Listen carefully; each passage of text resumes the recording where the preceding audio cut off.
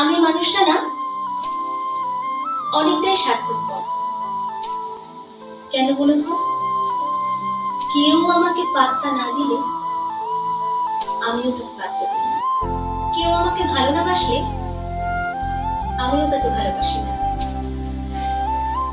কেউ আমার জন্মদিনে উইশ না করলে আমিও বলি না। কিন্তু এটা আমার ম্যাচিউরিটি কিংবা ম্যাচিউরিটি আমি জানি না, কিন্তু আমার রাজ্যে আমি সেরা।